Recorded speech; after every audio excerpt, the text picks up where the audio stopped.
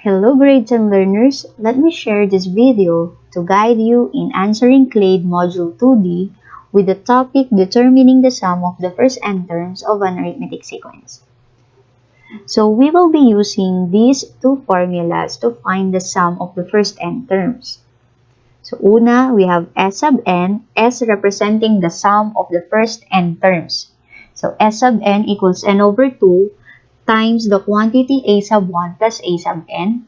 And the second formula is S sub n equals n over 2 times the quantity 2a sub 1 plus n minus 1 times d. Now let us solve. Find the sum of the terms of the given sequence. Now, which of the two formulas are we going to use?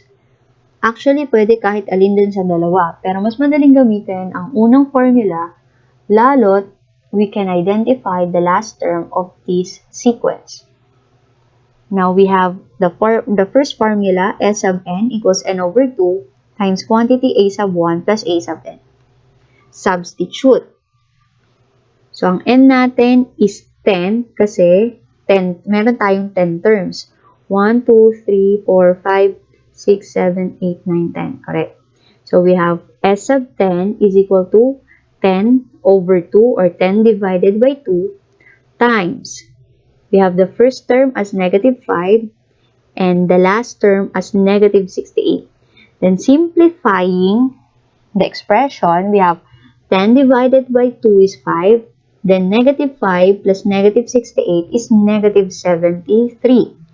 Multiplying these two numbers, we have the sum of the the sum of the terms as negative 365. Let's have this example. Find the sum of the first 25 counting numbers. First 25 counting numbers, that would be 1, 2, 3, 4, 5 hanggang 25. So since the last term can be determined, we may use the first formula. So that is S sub n is equal to n over 2 times a sub 1 plus a sub n. Ngayon, ang n natin ay 25 kasi alam naman natin na meron tayong 25 terms. Okay? So, 25 over 2 times, ang first term natin ay 1 at ang last term natin ay 25. So, we have 25 over 2 times 1 plus 25 is 26. Ngayon, ang ginawa ko rito ay, pwede nating isimplify kasi kapag, pwede naman, divide natin 25 by 2.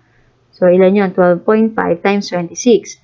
Pwede rin namang 26 divide mo by 2. So, we have 25 times 13.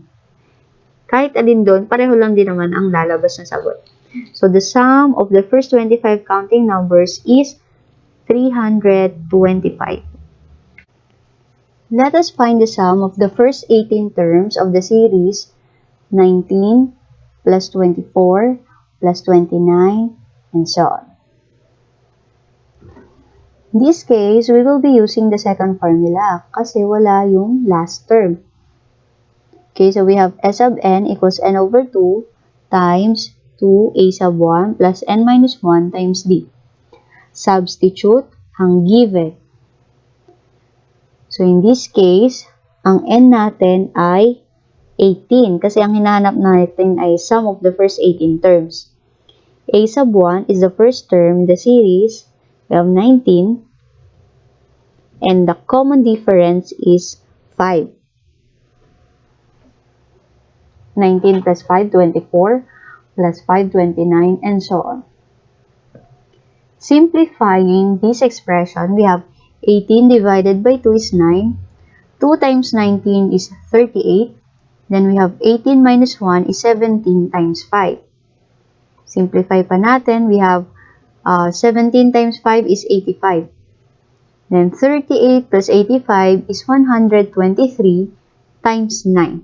So the sum of the first 18 terms of the series is 1,107.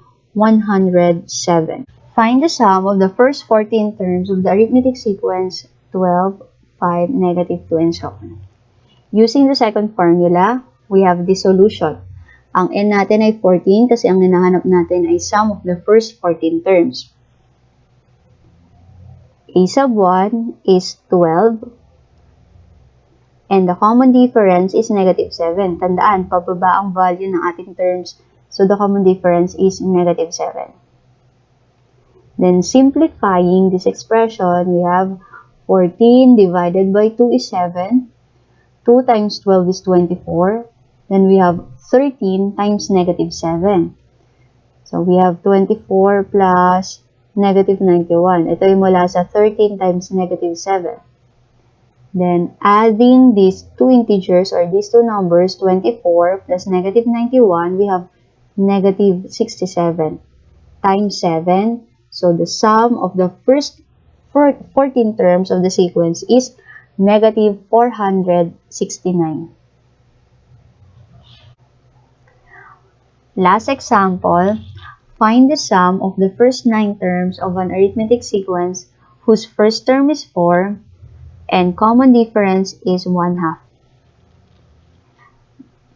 Using the formula, i-plug in lang natin ang given doon sa formula.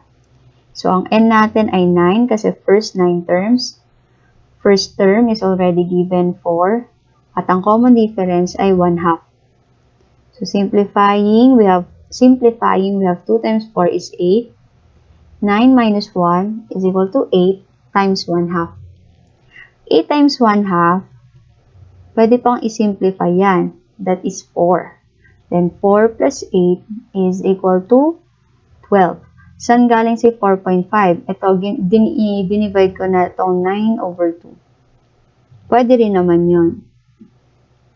Then, kapag minultiply natin ang 4.5 and 12, we have the sum of the 9 terms as 54.